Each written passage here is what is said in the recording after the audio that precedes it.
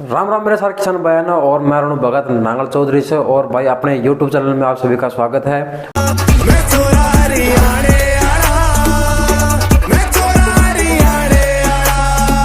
और आज भाई हम ऐसे टॉपिक के बारे में हम बातचीत करेंगे, विचार करेंगे, जो काफ़ी दिन से, बहुत दिनों से आप लोगों की सबकी डिमांड थी कि भाई आप इस चीज़ के बारे में बताएं। क्योंकि मैं भी बार बार में अपडेट दे रहा था कि भाई तब तक आपकी ये वीडियो आ जाएगी, लेकिन मैं किसी कारण से नहीं डाल पाया।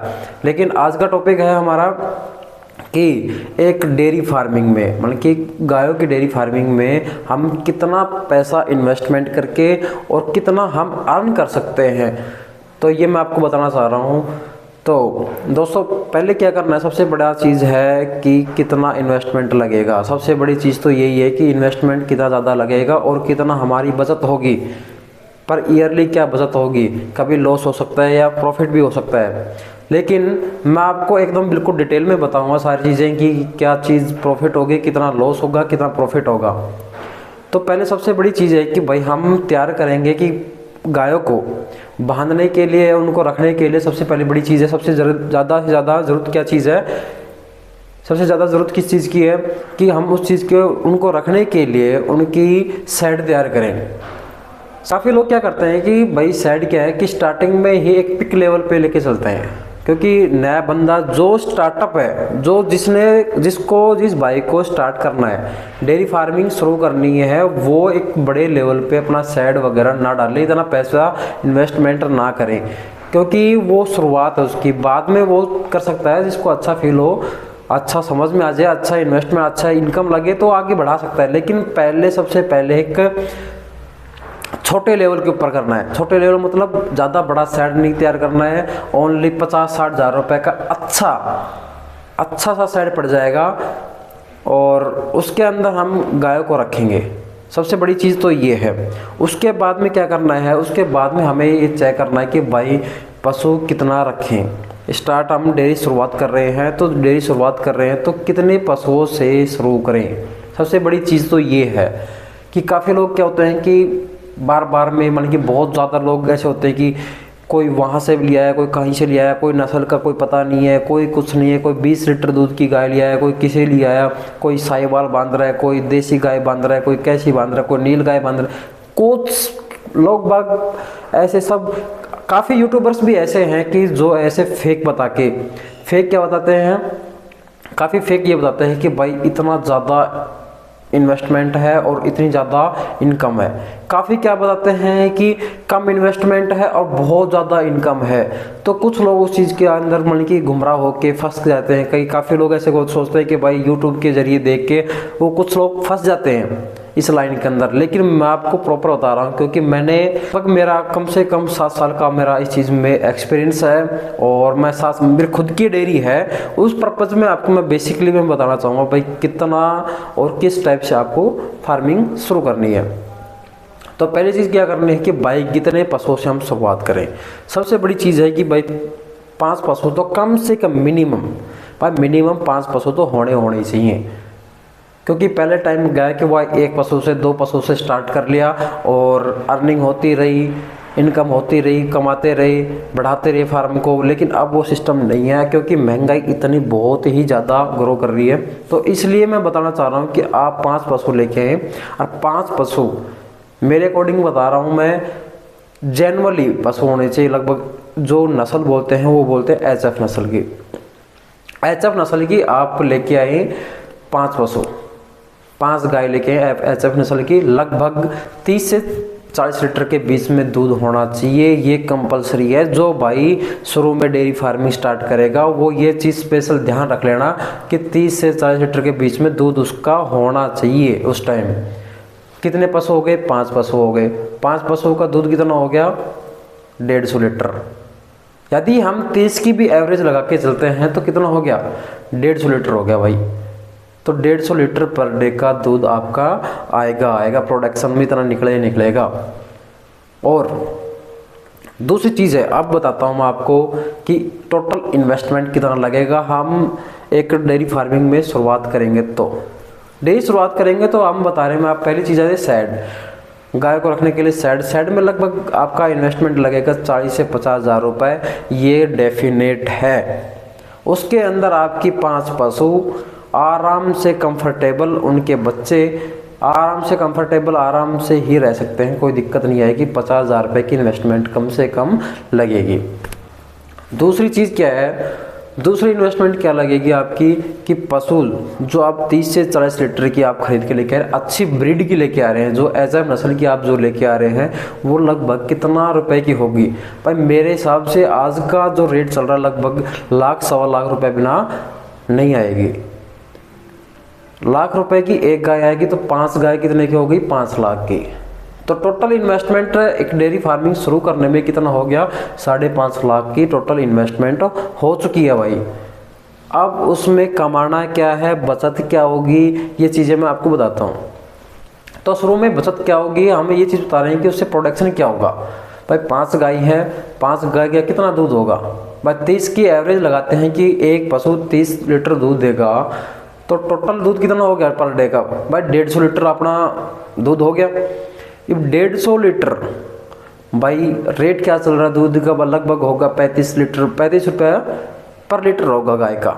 तो 35 रुपया पर लीटर, 150 लीटर है टोटल दूध, तो पर डे की इनकम कितनी हो गई? एक बात समझना, 150 लीटर टोटल दूध है, 35 रुपये का भाव है, तो पर डे की इनकम कितनी हो गई? तो पर डे के लगभग मेरे अकॉर्डिंग 5200-5300 रुपये के आसपास में हो गई है। एवरेज 5200-5300 रुपये हो गई है।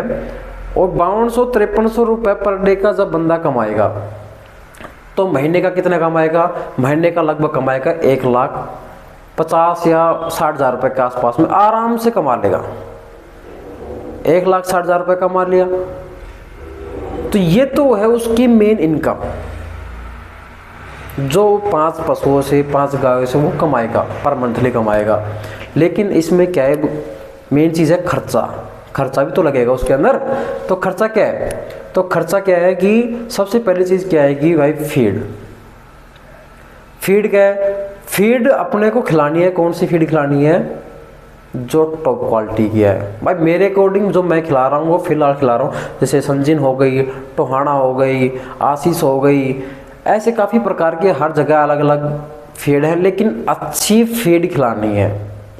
सबसे अच्छी चीज़ तो ये है कि अच्छी फीड खिलानी है, आपको अच्छा रिजल्ट मिलेगा उस चीज़ से। तो पहली चीज़ तो ये होगी कि फीड का खर्चा। दूसरी चीज़ है अपन साइलेज को खिलाना गाय को, क्योंकि उनकी हेल्थ मेंटेन के लिए, हर चीज़ के लिए एक हरा चारा के रूप में उसको कंप्लीट पूर्ति, हरा चारा की पूर्ति करने के लिए, दाने की कंप्लीट पूर्ति करने के लिए एक साइलेज का यूज़ करना है। सबसे बड़ी चीज़ है साइलेज। दूसरी क्या है खर्चा भाई? उसमें खड़ भी हो गई, उसका बिनौला खड़, जो भी उसके मन की अतिरिक्त मन की जो गेहूँ वगैरह, बाजरा वगैरह, उनका खर्चा। तीसरी चीज़ क्या है भाई? मिनरल मिक्सचर हो गया, मेडिसिन खर्चा।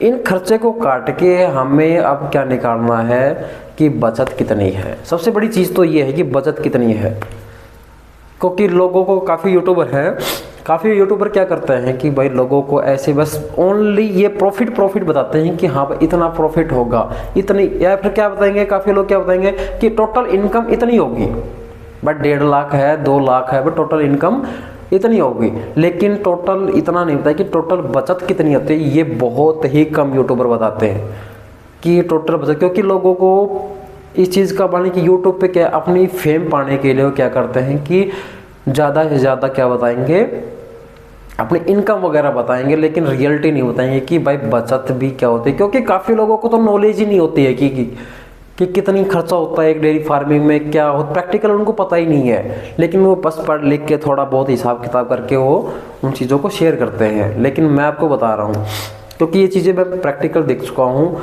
मैंने आपको कितना बताया था? इन्वेस्टमेंट बताई थी आपको 5.5 लाख रुपए, और इनकम कितनी बताए थे, टोटल कितनी कमा लेगा वो? लगभग 1,60 या 1,50 के आसपास में, मानी कि 1,60,000 और या फिर 1 लाख से 1,50,000 रुपये इतना कमा लेगा वो आराम से। अब मैं बताता हूँ आपकी उसके अंदर कि खर्चा क्या लगेगा, कितना रुपए तक का खर्चा लग जाएगा। पहली चीज़ है फीड।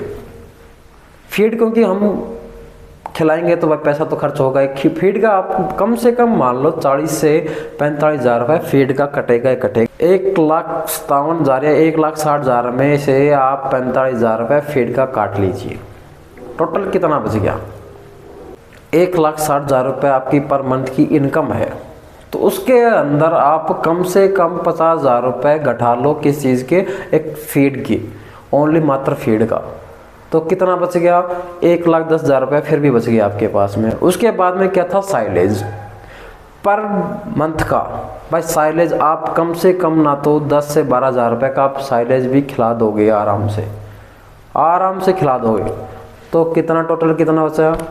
1,10,000 रुपये, ना सॉरी 1,00,000 रुपये आपके पास में सेविंग बच जाएगी फीड और साइलेज खिला के। बाकी 10,000 आप और माइनस कर लीजिए, उसके अंदर आपका बाजरा, गेहूं और मेडिसिन लगा के आपके 15,000 रुपये और माइनस कर लीजिए।